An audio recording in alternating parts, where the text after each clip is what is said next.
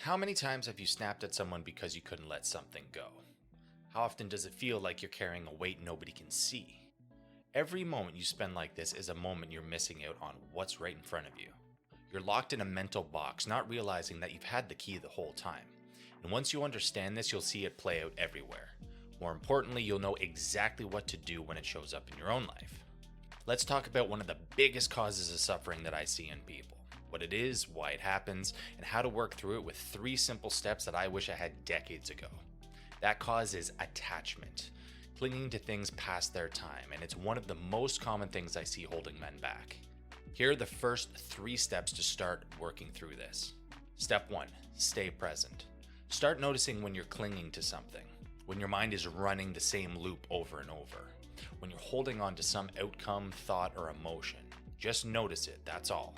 Awareness is the first step to loosening your grip. You can't change what you can't see, so shine a light on it. Step 2 is trust the process. Remind yourself that change is constant.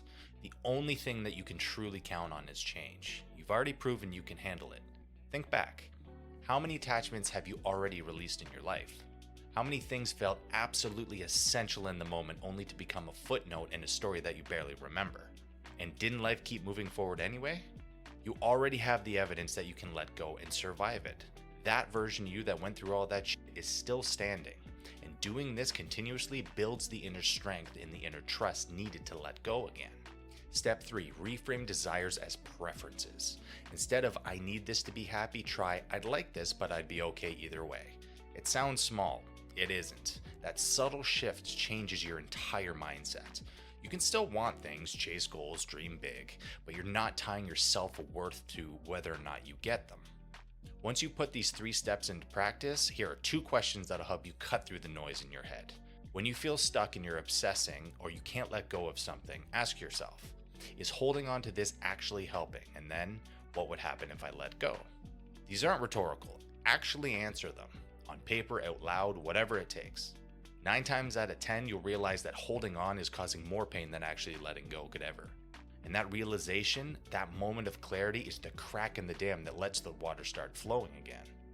Now let me explain why this works, because once you understand what's actually happening, these steps make a lot more sense. You had your shot, you knew it, you felt it. For whatever reason, you didn't take it. Maybe you froze, maybe you talked yourself out of it. Or maybe it wasn't a missed opportunity. Maybe it was a relationship that fell apart, a job that disappeared, or a grudge that you've been carrying on way too long. These are different stories running the same loop. Whatever it is, it has its hooks in you, and it won't let go.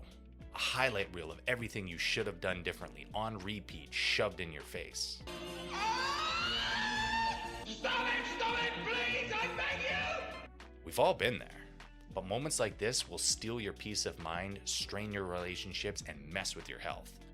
Try to push it away, label it as noise, move on, but now it's bleeding into everything else. How you sleep, how you talk to people, how you feel day to day. You can feel yourself sinking, but you won't let go of what's dragging you down. Life moves through cycles of attachment and detachment, holding on to what matters and releasing what doesn't. Let me use a cup of water to show you what I mean. When you drink water, you pick up the cup, take a sip, and then set it down, releasing it. You engage with the world to meet your needs, enjoy the moment, and chase your goals. Then release it when the time is right. At its core, attachment means forming a bond with something. Be it a person, an idea, a possession, a moment in time. But here's where it goes sideways. Sometimes your mind clings to things that have stopped being helpful. And this is where pain, stagnation, and frustration start to creep in. Attachment isn't the problem. Forming bonds is part of being human. The challenge most people face isn't attaching, it's knowing when to let go, whether it's a physical item, an emotion, or an outcome. Clinging to something past its time creates unnecessary stress.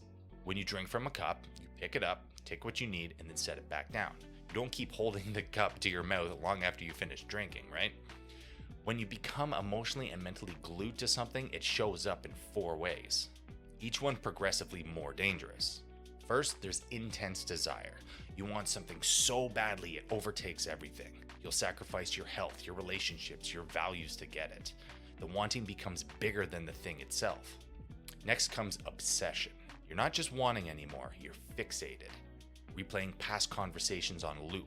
catastrophizing over futures that may never happen. You're stuck in your head and you can't find the exit. And if that goes unchecked, you hit compulsion. Now it's not about wanting anymore, it's about needing. You're checking your phone every 30 seconds, seeking constant validation, engaging in behaviors you know aren't good for you, but you can't stop. Until finally you become addicted, the ultimate form of attachment. Chasing quick dopamine hits through substances, behaviors, people. Anything to feel something other than the emptiness of not having what you're attached to. And that's where a lot of us end up. Holding on to resentment, guilt, regret, or some idealized version of how things should be. And that grip locks you into a cycle of suffering that feeds on itself. But why do we do this to ourselves?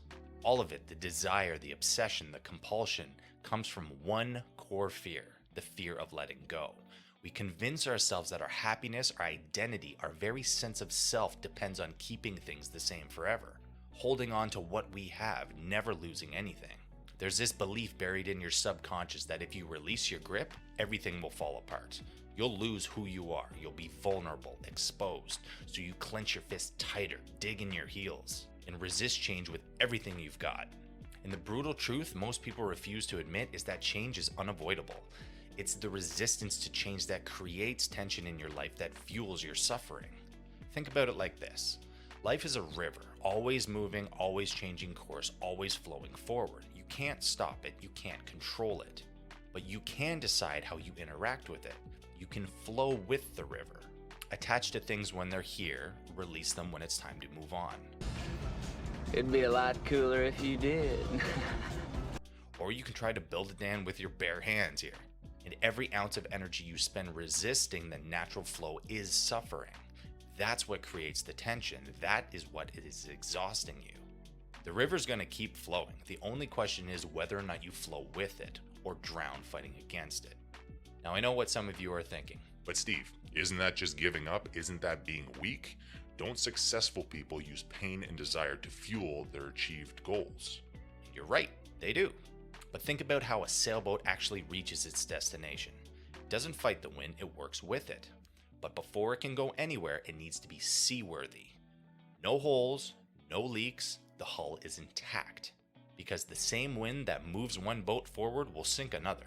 Giving up is abandoning the boat. Letting go is making sure it doesn't sink.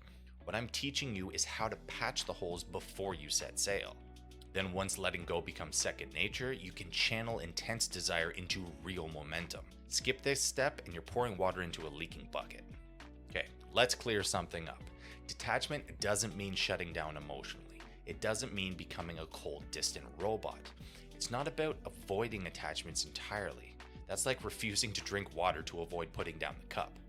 Detachment is about embracing life fully, loving deeply, chasing big goals, enjoying every moment, while understanding that everything is temporary. Everything eventually comes to an end.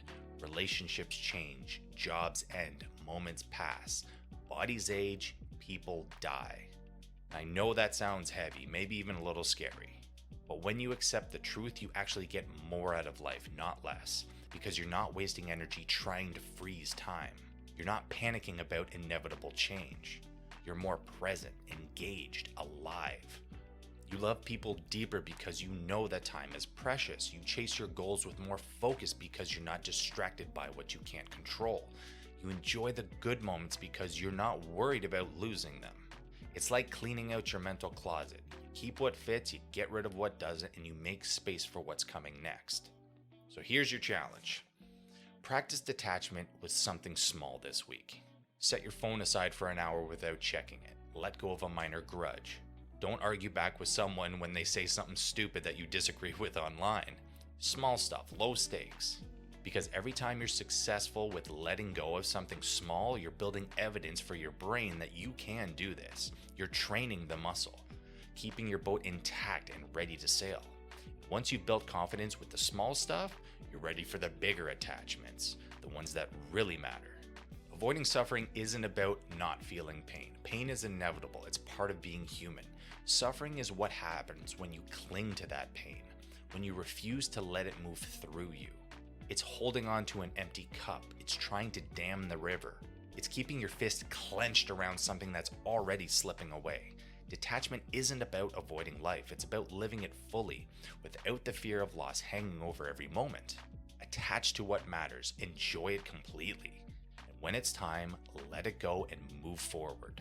Pick up the cup, drink deeply, and set it down. That's the cycle. That's the practice. That's the path to less suffering and more freedom. Attach, detach, and move on. You got this.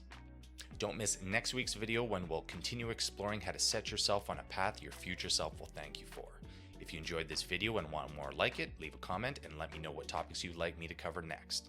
And remember, you can join our free community of guys that are actively improving their lives using the link in the description. Or simply like and subscribe to keep up to date with new videos as they release. Until next time, keep moving forward.